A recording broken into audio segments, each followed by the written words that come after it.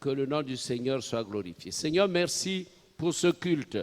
Merci pour ce culte. Merci pour ce culte. Je te loue pour ce culte. Merci pour ta parole et l'enseignement que le Saint-Esprit a mis dans ma bouche. Ouvre les cœurs, ouvre les cœurs. Maintenant, Seigneur, je mets cet auditoire sous le sang précieux. Et j'allume un feu pour brûler tout esprit contraire à ta volonté au nom de Jésus. Au nom de Jésus. Je frappe et je lance les flèches de Dieu sur tout esprit maléfique, sur tout ce qui va à l'encontre du plan de Dieu. Je paralyse les œuvres des ténèbres, que la lumière qui éclaire, qui fait fuir les ténèbres, luise maintenant au nom de Jésus. Ce lieu est sous le sang du Seigneur Jésus crucifié. Merci pour ta présence, Seigneur, pour la présence des anges qui remplissent la salle. Merci parce que ce lieu est sous ton règne. Que ta parole fasse du bien ce matin. Au nom de Jésus, nous disons tous Amen. Amen. Je vais parler du règne du lion. Le règne du lion de la tribu de Juda. Et nous lirons dans Genèse chapitre 49, versets 1 à 10. Genèse 49, versets 1 à 10. Jacob appela ses fils et dit, « Assemblez-vous et je vous annoncerai ce qui vous arrivera dans la suite des temps. Rassemblez-vous et écoutez, fils de Jacob, écoutez Israël, votre père.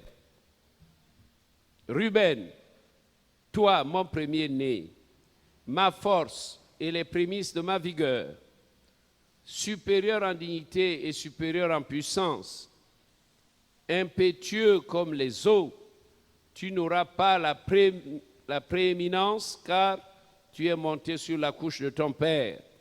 Tu as souillé ma couche en y montant. Siméon et Lévi sont frères, leurs glaives sont des instruments de violence. Que mon âme n'entre point dans leur conciliabule, que mon esprit ne s'unisse point à leur assemblée, car dans leur colère, ils ont tué des hommes et dans leur méchanceté, ils ont coupé les jarrets des taureaux. Maudite soit leur colère, car elle est violente, et leur fureur, car elle est cruelle. Je les séparerai dans Jacob, et je les disperserai dans Israël. Judas, tu recevras les hommages de tes frères, ta main sera sur la nuque de tes ennemis. Les fils de ton père se prosterneront devant toi. Judas est un jeune lion. Tu reviens du carnage, mon fils. Il ploie les genoux, il se couche comme un lion, comme une lionne. Qui le fera lever? Le spectre ne s'éloignera point de Judas, ni le bâton souverain d'entre ses pieds, jusqu'à ce que vienne le Shiloh et que les peuples lui obéissent. Amen. Alors, je dirais toujours en introduction que Jacob, avant sa mort, convoque tous ses fils et prophétise sur eux en révélant leur avenir dans le plan rédempteur de Dieu. Les bénédictions et les malédictions contenues dans ce texte sont conditionnées par leur relation par les relations que ses descendants entretenaient avec Dieu. Nous parlerons donc des prophéties de Jacob sur ses fils, les 12 patriarches. Ensuite, de deux grandes révélations que ce chapitre fait ressortir. Enfin, nous devrions trouver une application spirituelle pour nous, croyants de l'Église de Jésus-Christ. Alors, le premier grand point, c'est les prophéties de Jacob. Les prophéties de Jacob. Dans le texte que nous avons lu, nous voyons que Ruben avait perdu son droit d'aînesse en commettant un inceste. C'est dit au verset 4.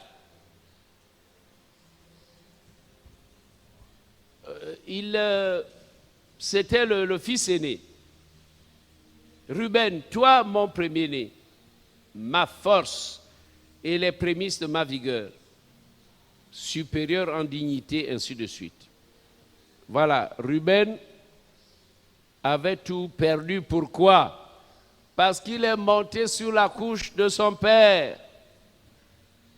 Il a souillé la couche de son père en y montant. Ensuite, le père Jacob s'adresse à Siméon et Lévi.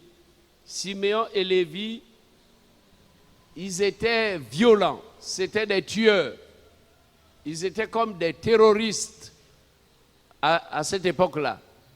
Comme des terroristes, il y avait des décès en série, ils tuaient sans vergogne. Alors, ils sont déshérités. Ils sont déshérités. Comme quoi, nous devons beaucoup réfléchir sur les actes que l'on pose. Ça paraît anodin à première vue. Attention, ça peut paraître anodin. Je prends l'exemple d'Ésaü qui vend son droit d'aînesse. Il ne voit pas ce qui va arriver devant et que toute la bénédiction va lui être arrachée. Alors, il y a des actes qu'il ne faut pas poser. Il y a des actes qu'il ne faut pas poser. Tels que aller encore en cachette, rencontrer un marabout. C'est des actes qu'un chrétien ne doit pas poser. Et Saül, le roi d'Israël, est allé encore consulter. Au lieu de consulter l'Éternel, il est allé voir une voyante. Il y a des choses qui peuvent tout enlever. Vous voyez, Dieu est souverain. Comprenez que lorsque Moïse va à l'encontre de la souveraineté de Dieu, l'Ancien Testament a l'échafaudage, le plan de l'œuvre que Jésus est venu accomplir. Quand Jésus tout accompli, tout était annoncé dans l'Ancien Testament. Tel que la mort de Jésus, il devait mourir une seule fois, pas plusieurs fois. Et donc, quand pour la première fois l'Éternel dit à Moïse de frapper le rocher, ça préfigurait la mort de Jésus-Christ à la croix. Mais quand Moïse se fâche contre le peuple, il prend son bâton, il frappe à nouveau le rocher. Dieu n'accepte pas ça dans sa souveraineté. Moïse, tu ne peux pas modifier le plan souverain de Dieu. Écoute, tu n'entreras plus au pays promis. Et Dieu va l'enterrer sur la montagne de Nebo. Donc il y a des actes qu'il ne faut pas poser. Quelqu'un qui prend la femme de son père, la concubine de son père, c'est un enfant maudit. Et j'ai donné quelques exemples. Alors, je parlais de Siméon et Lévi, au verset 4, ils sont considérés comme des instruments de violence. Et Jacob maudit leur colère. Vous savez, il y a des choses que nous maudissons. Quand les évangélistes prient, ils maudissent les cancers, ils maudissent les maladies incurables. On maudit, on détruit. J'ai vu en Angleterre un Britannique, un monsieur de petite taille, qui souffrait d'un cancer. Mais celui qui avait prié a maudit le cancer et le cancer est resté grillé, mais il n'est pas sorti. Le cancer n'est pas sorti. Il n'a pas dit « j'arrache le cancer pour le jeter dans les abîmes ». Il a simplement maudit le cancer, détruit le cancer. Alors, quand on fait les échographies, les radios, le cancer est là, mais sans vie. C'est un cancer qui n'a plus de vie, qui n'évolue plus, puisqu'il est mort. Alors, je me suis dit, c'est pas bien de laisser les maladies sous forme de statue. À l'intérieur, il faut arracher la maladie et l'expulser. Alors, le patriarche maudit ces deux enfants-là. Parce que c'était des hommes un peu conduits par Dieu. Je ne sais pas si on peut trouver beaucoup de pères qui sont des prophètes. Vous savez, quand on parle de prophétie, il y en a qui sont dans les doutes. Mais je dois vous faire comprendre ce que moi j'ai compris. Les bénédictions que nous portons viennent de ceux qui ont commencé avant. Si avant, il n'y avait personne dans ta famille pour ouvrir le chemin, pour faire alliance avec Dieu, donc bénis le Seigneur parce que c'est toi qui commences. C'est toi qui ouvres la porte au salut. C'est toi qui sera une bénédiction pour tes enfants. Mais il y a des personnes que Dieu a bénies depuis, simplement parce que leurs ancêtres se sont donnés. Par exemple, dans ma famille, l'homme qu'on appelait Ngoua, dont je porte le nom, l'ancêtre Ngoua, était déjà évangéliste au temps des premiers missionnaires. Là, je vous parle des années 1860. Les missionnaires protestants viennent en 1842. Les missionnaires catholiques viennent un an après, en 1843. Et mon ancêtre là, il se donne en 1860, quasiment 20 ans plus tard. Donc, une bénédiction rentre dans notre famille. Et la bénédiction commence à parcourir la descendance. Il y a un autre Ngoua, mon père, qui devient serviteur au temps de Verneau, serviteur pentecôtiste. Et Ngoua laisse une relève, son fils Jude Benjamin Ngoua. Et ça continue, la bénédiction.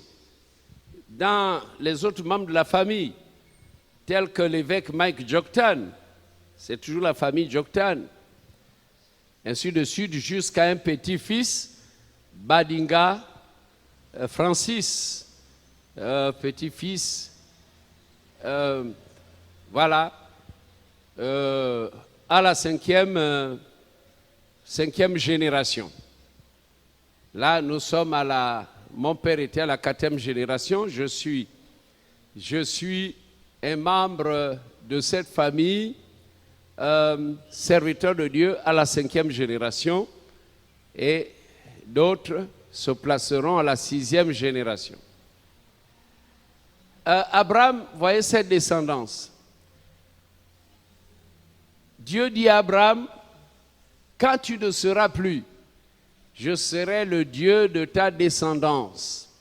Ce que moi je t'ai promis, je le promettrai à tes fils.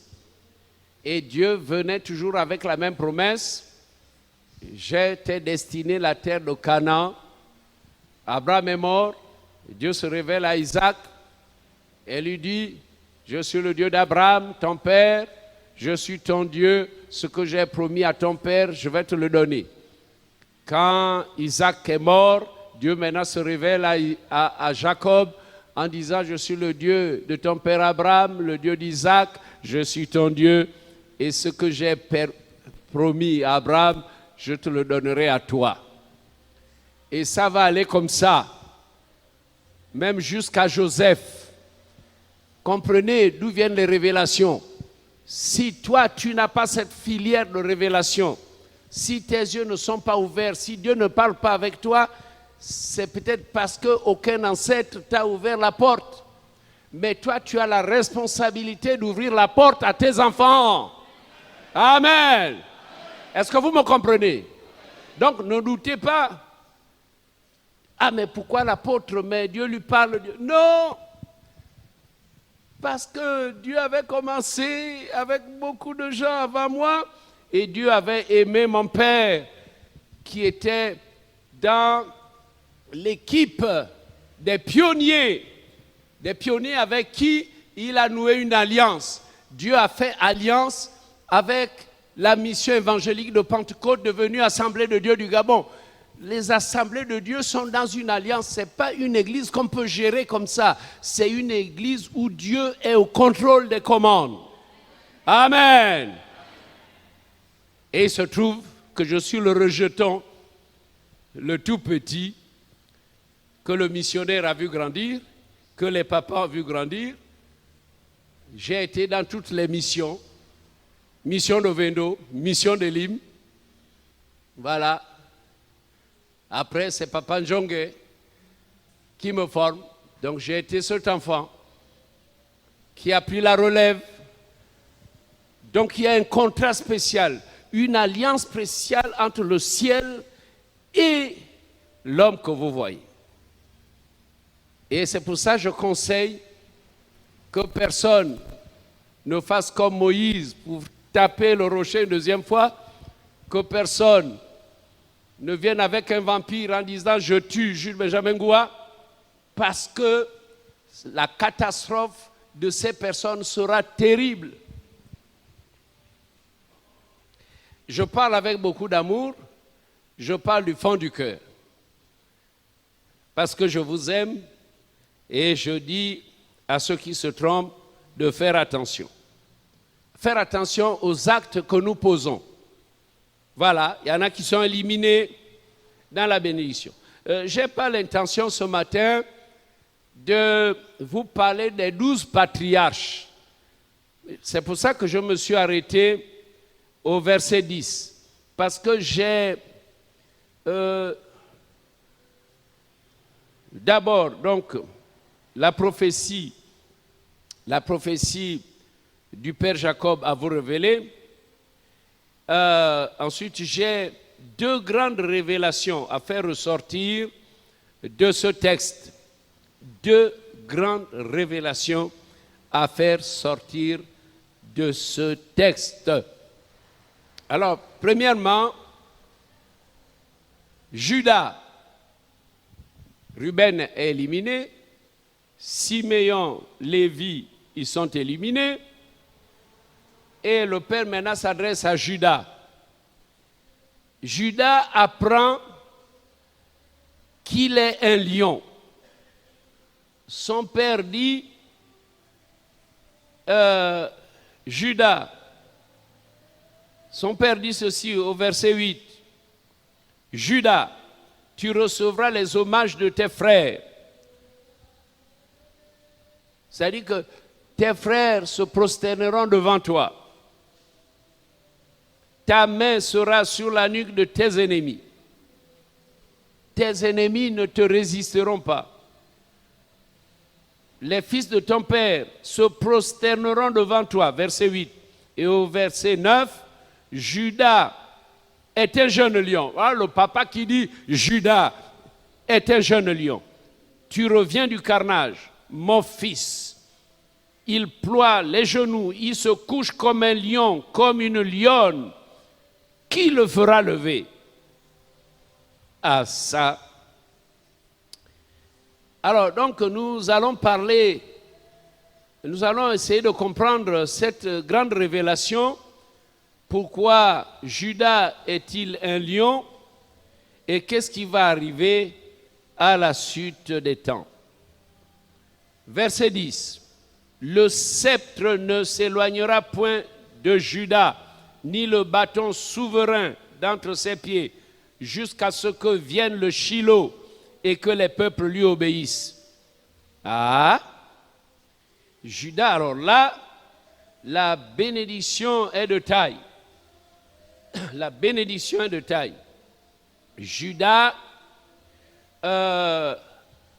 on lui parle de la royauté. Donc le bâton souverain, cette canne que porte le roi, parce que le roi a deux choses essentielles, la couronne et le spectre. Donc le bâton souverain. Et le bâton souverain ne s'éloignera pas de toi, de ta tribu, de ta lignée. Tous les rois sortiront de Juda, de la tribu de Juda. Voilà donc la promesse que le Père Jacob fait, n'est-ce pas, à son fils Juda.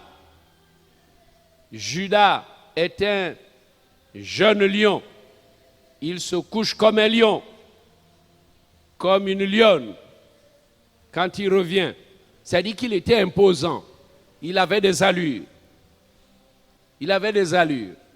Alors j'aimerais, donc en méditant, j'ai voulu expliquer, j'ai voulu faire la description d'un lion. Le lion est un mammifère carnivore. C'est un félin qui possède une musculature très développée. Son corps allongé et trapu s'appuie sur d'épaisses pattes musclées qui lui permettent de mettre à terre les animaux pouvant largement dépasser sa taille. Le lion est le roi de la savane. Il peut peser, un lion mâle peut peser jusqu'à 190 kg et la femelle peut peser jusqu'à 130 kg. Il est terrible. Il n'a peur de rien. Il est rapide dans sa course. Peut poursuivre sa proie, même en grimpant sur un arbre. Je ne sais pas si vous voyez sur Internet les vidéos des animaux. J'aime bien regarder. Je suis attiré par... Dans la savane, le lion est vraiment le roi. Il n'a peur de rien. Il n'a pas peur de l'éléphant. Il n'a pas peur de la girafe. Il n'a pas peur de l'ours. Il n'a pas peur des grands taureaux. Mais il est terrible. Il fait tout pour neutraliser sa proie. Il est fort. Alors, quand il veut poursuivre un singe, il monte rapidement comme un gros chat. Il monte sur l'arbre. Il va sur les branches. Quand le singe saute, lui aussi saute. Je dis, ah! Je le vois, il tente d'attraper le crocodile. Et quand il tue le crocodile, il le tire. Mais il est fort. Il tire le gros crocodile, il le tire pour aller le manger. Ah! C'est. Alors Jacob dit, oui, donc Juda est un lion. Il est imposant quand il se couche, mais qui va le réveiller? Il se couche comme un lion, comme une lionne. Les lions mâles adultes sont les animaux les plus forts du monde. Et personne n'ose les approcher ou les défier. Leur crinière épaisse et abondante, ainsi que leur pelage brillant, sont le synonyme de la royauté. C'est pourquoi on les caractérise de rois des animaux sauvages. Le lion a une attitude de dominant. Son attitude, il domine. Quand il rugit, il effraie les autres. Il vit comme un vrai chef. Il vit comme un vrai chef. Et la parole va nous amener à comprendre que cette puissance. Nous allons voir d'où nous pouvons voir cette puissance. Parce que quand on regarde bien, l'Église est faible, on est faible, des chrétiens faibles. Les problèmes nous bloquent, les maladies sont là, les soucis sont là, le manque de travail, nous sommes faibles. Mais comment renverser la situation? Il faut que nous comprenions ce matin comment devenir un lion. Comment? Et la parole saura nous le dire. La deuxième révélation que nous trouvons dans ce texte, c'est qu'il est dit au verset 10, le spectre ne s'éloignera point de Juda, ni le bâton souverain d'entre ses pieds, jusqu'à ce que vienne le Shiloh, et que les peuples lui obéissent, jusqu'à ce que vienne le Shiloh.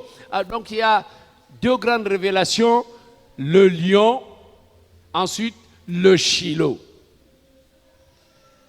J'avais entendu dans les chansons des musiciens chrétiens, quelqu'un qui chantait le Shiloh, Shiloh. Hein? Voilà, vous avez déjà entendu ce cantique. Mais c'est un nom qui est là. Mais c'est quoi au juste? Alors, donc il faut que nous ayons la signification. Là, le nom Shiloh est une allusion au Messie promis, Jésus-Christ, qui est venu de la tribu de Juda. Le Messie est dépeint comme un lion, ce qui montre qu'il va régner sur toute la terre. La prophétie biblique l'a annoncé comme le Shiloh qui devait venir pour occuper le trône d'Israël en sa qualité de descendant du roi David. Le mot Shiloh signifie pacifique. Pacifique, c'est-à-dire bon, débonnaire, qui aime la paix. Et celui qui aime la paix, c'est pour ça qu'Ésaïe l'a appelé le prince de la paix. Le prince de la paix. J'aimerais vous lire quand même ce verset, Ésaïe 9. Ésaïe 9, le verset 6. Ésaïe 9,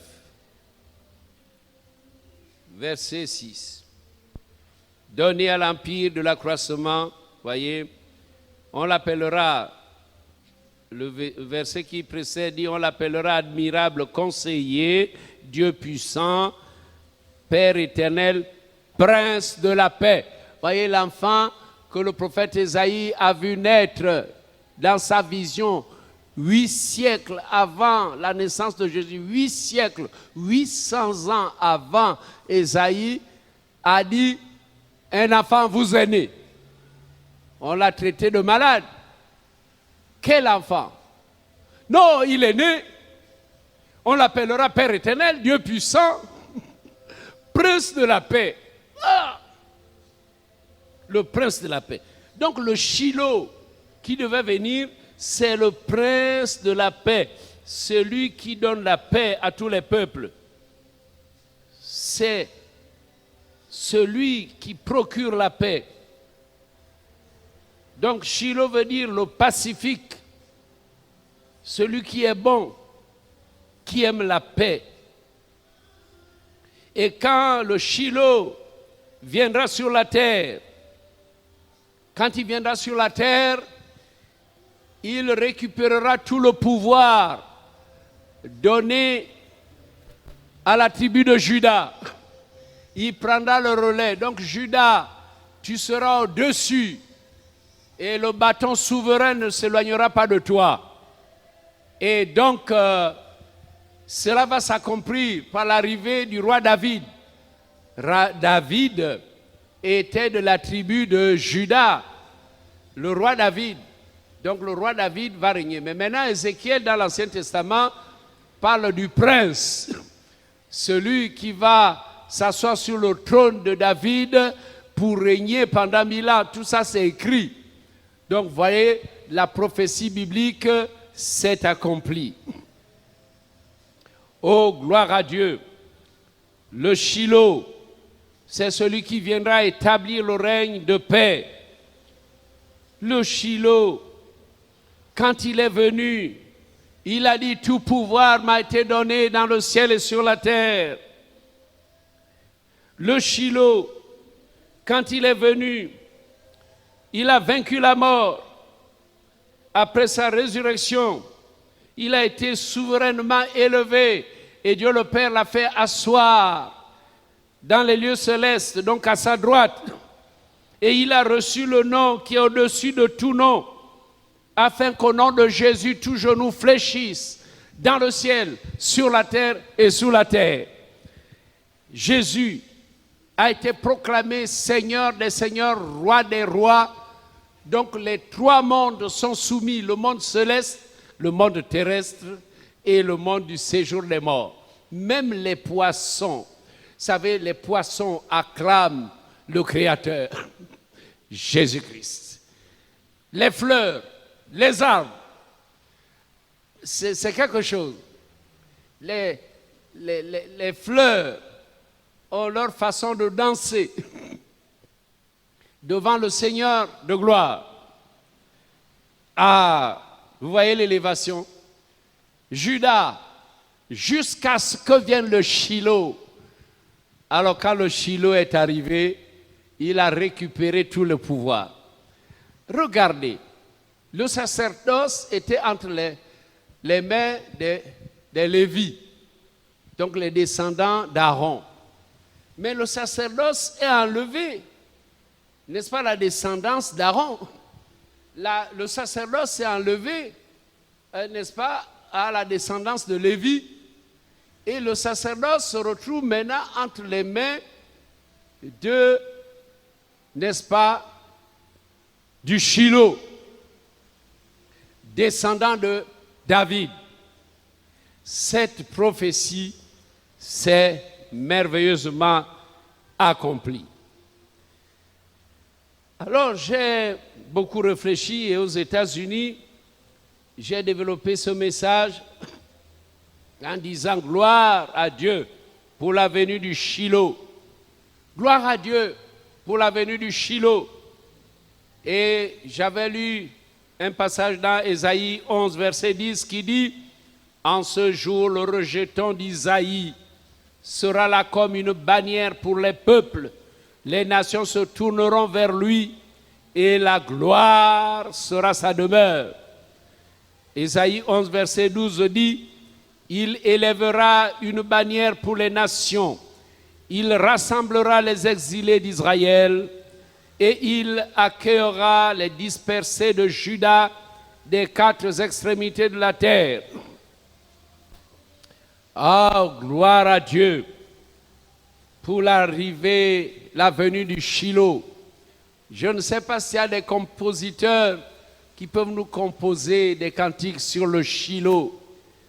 Le Shiloh, quel nom merveilleux. Le Shiloh, le pacifique, celui qui est le Dieu de paix, le roi de paix, le prince de paix. Oh, gloire à Dieu. Maintenant, je reviens un peu sur l'expression contenue dans les deux grandes révélations que je voulais partager avec vous. C'est le lion. Judas est un jeune lion. Il faut que nous trouvions une application biblique pour notre vie spirituelle. Judas est un jeune lion. Alors, on va changer de livre. Lisons dans Josué. Lisons maintenant dans Josué, chapitre 15. Josué, chapitre 15, versets 13 à 17. Josué, chapitre 15, versets 13 à 17. On donna à Caleb, fils de Jephouné, une part au milieu des fils de Juda, comme l'Éternel avait ordonné à Josué. On lui donna Kirjat Arba, qui est Hébron. Arba était le père d'Anak.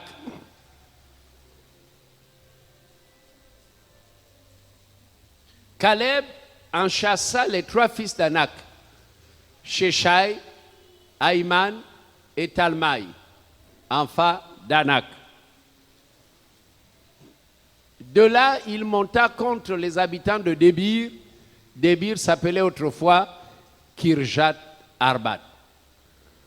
Caleb dit, je donnerai ma fille Aksa pour femme à celui qui battra Kirjat Sefer et qui la prendra.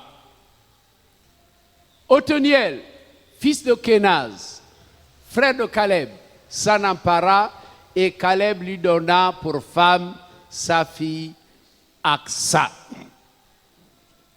Je me souviens qu'une fois à Dakar au Sénégal, dans l'église du pasteur Félix, j'étais à l'inauguration de ce temple à Dakar et j'avais prêché sur Othniel. Et c'était pour dire que dans l'œuvre, nous avons besoin de partenariat. On a besoin de partenaires. On ne doit pas faire tout seul. Voyez, le leader a une grande vision, mais il ne peut pas l'amener tout seul. Il lui faut des partenaires. Voyez, le Gabon a des partenariats avec les Assemblées de Dieu de France, partenariat avec les Assemblées de Dieu des États-Unis, partenariat avec les Assemblées de Dieu du Nigeria, partenariat avec les églises d'Afrique centrale. Il y a des partenariats. Au Gabon, la fédération, c'est un partenariat. Il n'y a pas que les Assemblées de Dieu, il y a le réveil du Saint-Esprit et les autres.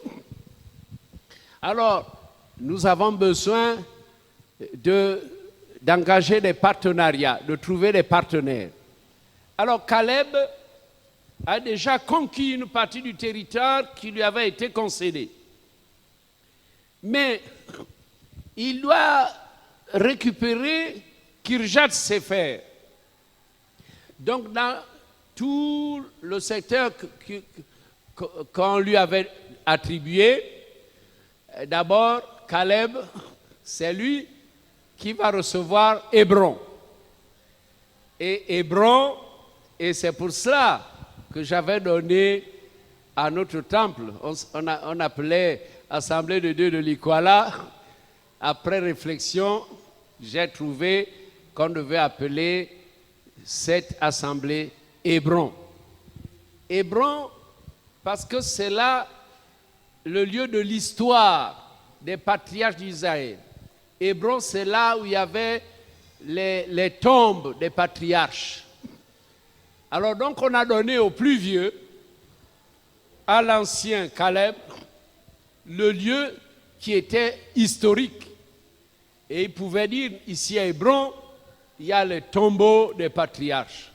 Alors j'aime bien Hébron. Donc ici, l'Ikwala s'appelle Hébron. C'est le lieu, c'est la première église de Libreville où il y avait nos pères. Alors c'est bien que ce soit Hébron. Et je suis vraiment heureux de diriger l'église où étaient les pères, là où j'ai grandi. Gloire au Seigneur. Donc Caleb a commencé par chasser les trois fils d'Anak, les géants. Des géants, il les a chassés. Ensuite de là, il monta contre les habitants de Débir. Débir s'appelait autrefois Kirjat Sefer. Mais il se dit, il y a des jeunes, Je ne vais pas continuer à faire l'œuvre seul. Voilà, c'est ce que nous souhaitons maintenant. Que les jeunes qui ont la force physique, ils sont la locomotive du développement. Nous sommes là pour donner des conseils aux jeunes. Mais les jeunes ont la force. Ils peuvent aller dans les quartiers. Ils peuvent circuler. Ils peuvent faire le porte-à-porte. Ils peuvent... Donc, nous voulons que les jeunes se mettent au travail. Nous voulons que les jeunes se mettent au travail. Alors, Caleb dit, je ne vais pas continuer à faire la guerre tout seul. Non, je vais proposer, n'est-ce pas, à la nouvelle génération, à ces jeunes qui ont été circoncis à Gilgal, dans le désert, avant la conquête de Canaan, je vais proposer à ces jeunes de donner à celui qui va battre Kirjat-Séfer, je vais lui donner ma fille. Caleb avait une très belle fille. Et voilà que son propre neveu dit à moi, tonton, il faut que tu me donnes. Tu me la donnes comme cette femme. Il y a trop de restrictions. Hein? On pouvait se marier entre cousines et cousins. Hein? Mais les choses sont maintenant compliquées. Alors, Othniel dit, moi, il me faut cette femme. Vous voyez des bons partenariats. Des bons partenariats. C'est-à-dire que je fais tout pour gagner et puis j'aurai la femme. Ah, ça. Si j'avais beaucoup de filles, j'allais vous les proposer pour qu'on entre dans un partenariat. Mais l'histoire veut ceci. Quand j'avais prêché au Sénégal, j'ai dit que les filles que Maman Rose et moi, nous avons élevées, ce sont des pasteurs et des anciens qui sont venus les épouser. Et il se trouve que ces pasteurs et ces anciens ont des églises. Donc nos filles dirigent des églises avec leurs maris.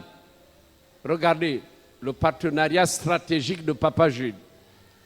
Si tu viens épouser une femme chez moi, il faut que tu sois au moins ancien, ou alors tu sois pasteur ou évangéliste. Sinon, je dis, mais va chercher ailleurs. Et parce que c'est comme ça, c'est avec ce partenariat que j'agrandis l'œuvre de Dieu. Alors, il est stratège, hein, Caleb. Il dit, celui qui battra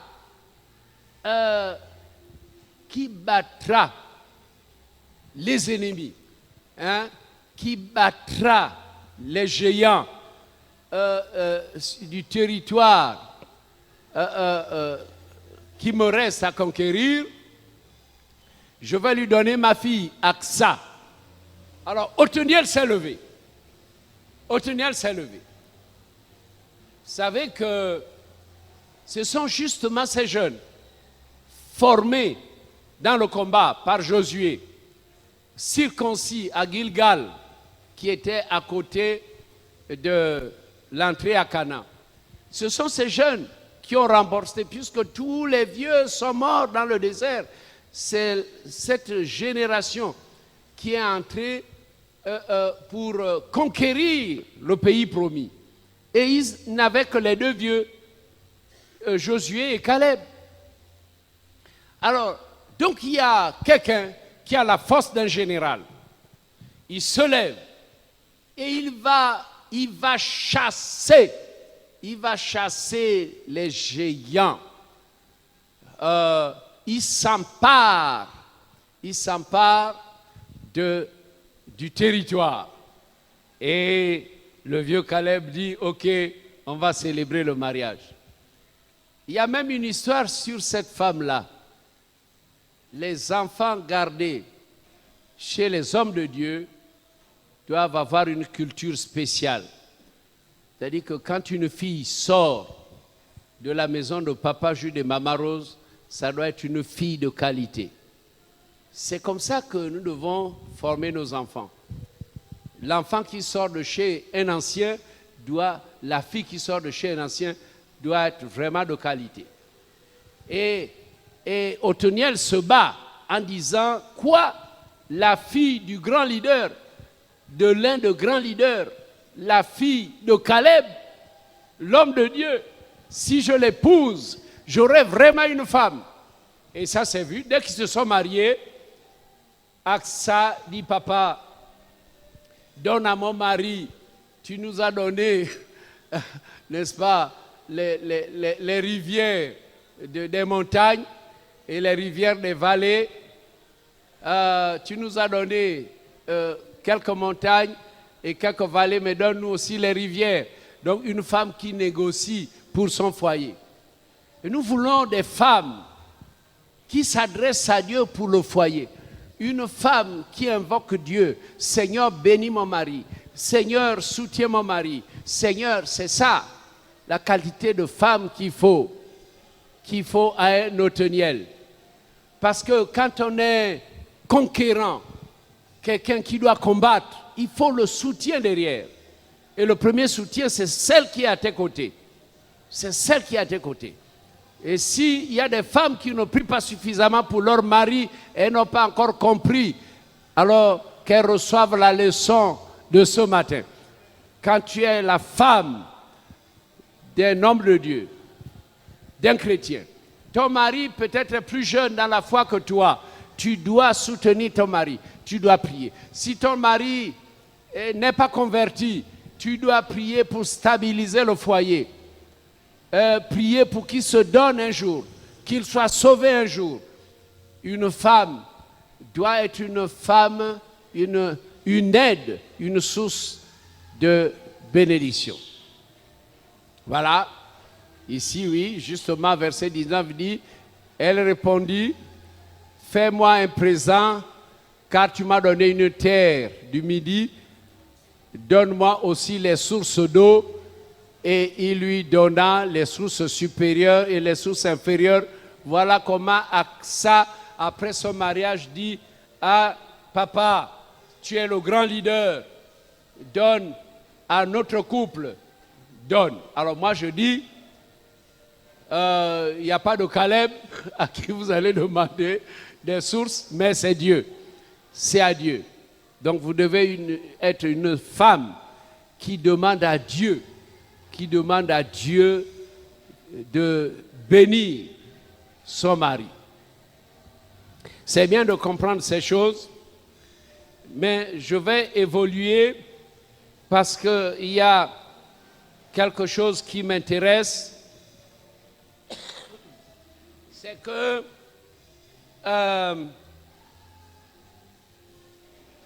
Othniel, vous savez qu'Othniel est devenu juge après. Hein? Il était fort, il est devenu juge et libérateur du peuple d'Israël. À un moment où Israël a eu des problèmes, des échecs, et ils se sont détournés de Dieu. Et Othniel, Dieu l'a pris pour donner des conseils, pour redresser la situation en Israël. Mais Othniel, voyons la signification du nom Othniel. Othniel veut dire le lion de Dieu. Othniel veut dire le lion de Dieu. Ah! Et ça, c'est vraiment important, mes frères et sœurs. Il y a le lion de la tribu de Juda, il y a aussi les lions de Dieu. Donc quand j'ai parlé à Port-Gentil, à la jeunesse, je les ai consacrés lions de Dieu. Donc vraiment toute la tribune, les jeunes ont crié de joie. Je vous consacre, lions de Dieu. Oui, vous les sœurs, vous êtes les lions de Dieu. Les sœurs ont crié. Frères, jeunes, gens, vous êtes les lions de Dieu. Les lions de Dieu. Vous avez vu comment le lion a de l'audace. Le lion. Je crois que Dieu a besoin des gens qui ressemblent à des lions. Il a besoin de la force de lion. Oui, même quand il se couche, il veille. Il veille. Le lion, s'il se met au combat, il est victorieux. Moi, je vois des lions. Si l'autre animal l'a eu par surprise, s'il meurt, il meurt en héros. Il meurt en héros. Vous savez, les hommes de Dieu, les apôtres, ont été martyrisés, ils sont morts en héros. Mais le lion, la capacité qu'il a, c'est vraiment la force de régner, de dominer. Alors, ce matin, je voudrais dire à quelqu'un, l'heure a sonné pour que tu deviennes un lion. Je voudrais dire à quelqu'un d'autre que l'heure a sonné pour que tu deviennes une lionne. Amen. Oui, devenez des lionnes. Devenez des lions. Amen. Voyez, je suis un lion. Et c'est pour cela, dans mes témoignages sont ronflants. Ronflants. Quand je me fâche, c'est la colère d'un lion. La colère d'un lion pour changer le temps. La colère d'un lion pour charger un téléphone portable. La colère d'un lion pour déplacer des situations. La colère d'un lion pour faire des oracles. Et c'est là, mais Dieu m'a rendu trop calme. Parfois, il me dit, mais je t'ai donné beaucoup d'autorité pour décréter, mais tu ne décrètes pas. Alors, je suis prudent. J'aime décréter quand il me dit, fais, prie, change, prononce un oracle. Quand lui me dit, alors, je fais parce que je ne veux pas faire du mal à qui que ce soit. Et je ne prie pas n'importe comment. Vous pouvez venir me dire, prie pour tel changement, mais non. Je ne prie pas comme ça, si ça ne vient pas de Dieu. Je suis donc un lion. Je suis un lion. Ils peuvent se préparer, ils peuvent vouloir me tuer. Ils peuvent être des grands groupes, mais ils ne peuvent rien. Parce que je suis connecté au lion de la tribu de Juda. Amen. Alors, si vous devenez lion, voilà, vous l'êtes, mais vous ne savez pas que vous êtes les lions. Mais je vais vous dire, qu'est-ce qui peut réellement faire de vous un lion et une lionne? Ça se trouve dans Acte 1, verset 8. Mais vous recevrez une puissance. Et si tu as cette puissance, alors tu deviens un lion. Un lion, par l'audace, tu n'as pas peur de parler de Jésus. Tu n'as pas peur de témoigner. Et quand tu es dans ta famille, tu es tout calme, mais on dit, ah non, appelons le petit qui nous donne des conseils. Voyez, tu es dans ta famille et il y a l'influence de l'Esprit, la gloire de Jésus sur toi. On t'appellera pour donner des conseils. On commencera à t'appeler pasteur, alors que tu n'as que 3 ans de vie chrétienne. Tu es diacre, mais on t'appelle grand pasteur. Oui, tu es grand pasteur. Il y a une certaine gloire autour de toi, parce que tu es un lion. Un lion. Et le lion ne tremble pas devant la sorcellerie familiale. Mais les chrétiens pentecôtistes pourtant tremblent et parlent de sorcellerie. À quoi? Que signifie cette sorcellerie devant toi? Que signifie le vampireux devant toi? Tu es un lion. Amen. Tu es au-dessus. La supériorité avait été donnée à Judas. La prééminence. Tu seras toujours dominant. Il y aura entre tes mains le spectre, le bâton souverain. Frères et sœurs, devenons tous des lions. Devenons tous des lions. Devenons tous des lions. Amen, amen. Devenons tous des lions. Alors, Jean, dans une vision, la vision apocalyptique, monte au ciel. Et elle m'a donné, on cherche celui qui va être capable de rompre les 7 sceaux. Qui va être capable de rompre les 5 sceaux? Et c'est écrit dans Apocalypse 5. Hein? Qui va être capable de rompre les 5 sceaux? Apocalypse chapitre 5, verset 5. Est-ce que vous pouvez afficher ça sur le tableau? Apocalypse chapitre 5, verset 5. Alors la question est posée, et l'un des vieillards me dit, ne pleure point, voici le lion de la tribu de Juda. Vous voyez, au ciel, il est reconnu comme le lion de la tribu de Juda, le rejeton de David.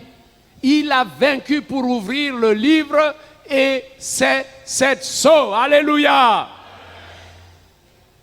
L'agneau de Dieu. L'agneau de Dieu. Le lion de la tribu de Juda. Regardez donc le Shiloh. Tout ce qui est revenu entre les mains du Shiloh. Il prend la sacrificature.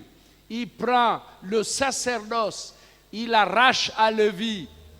Et, voyez, il est de la descendance de Juda. Mais c'est lui qui va conclure la nouvelle alliance. Dans Hébreu, c'est lui, le nouveau Melchisédek. Voilà, celui qui fait alliance avec les hommes par le sang de la croix. Il a tout pris. Oh, il a bien dit, tout pouvoir m'a été donné dans le ciel et sur la terre. Et tout pouvoir était maintenant entre ses mains. Le bâton souverain entre ses mains. La couronne est entre ses mains. Et c'est lui qui viendra régner sur la terre et qui rétablira la paix pendant 1000 ans. Oh, gloire à Dieu pour le Shiloh. Le Shiloh, le descendant direct de la tribu de Juda. Le lion de la tribu de Juda. Mais pour que nous régnions avec lui, il faut que nous devenions des lions de Dieu. Des Othniel, n'est-ce pas? Devenir des lions de Dieu. Et je termine en disant, pour devenir un lion de Dieu, il faut la puissance du Saint-Esprit. C'est ça, cette autorité-là. La puissance du Saint-Esprit. La puissance de la joie. Quelles que soient les difficultés, la joie est là. Le calme est là. Quel que soit ce que tu apprends, tu es calme. Tu es majestueux. Le lion, quand il se repose, il se repose. Il voit les animaux passer, il dit non, ce n'est pas l'heure de t'attraper. Il est là. Oh, devenons les lions de Dieu. Des lions de Dieu. Quand tu montes dans le combat, tu as la victoire. Quand tu pries, tu as la victoire. Quand les ennemis se lèvent, tu as la victoire. Amen. Je consacre Hébron comme lion de Dieu. Amen. Nous voulons des choristes qui sont des lions de Dieu. Des femmes qui sont des lions de Dieu. Des hommes qui sont des lions de Dieu. Des anciens et des paix qui sont des lions de Dieu.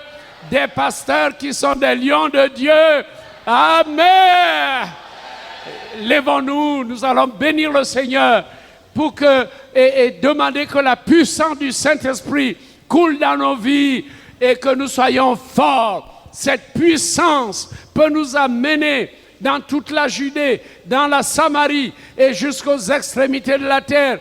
Oh, les lions de Dieu, soyons des lions de Dieu de la nation gabonaise. Soyons des lions de Dieu. Nous devons influencer la nation gabonaise. Influence tes collègues au lycée. Influence tes collègues dans ton lieu de travail. Sois la lionne, sois le lion. Partout où tu habites, dans ton quartier, dans ta famille élargie, deviens un lion par la puissance du Saint-Esprit.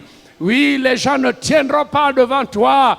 Oui, il y a une sagesse que Dieu mettra dans ta bouche et la vie de prière t'équipera et tu seras au-dessus de tout. Tu chasseras les démons, tu détruiras les maladies et les plans du diable.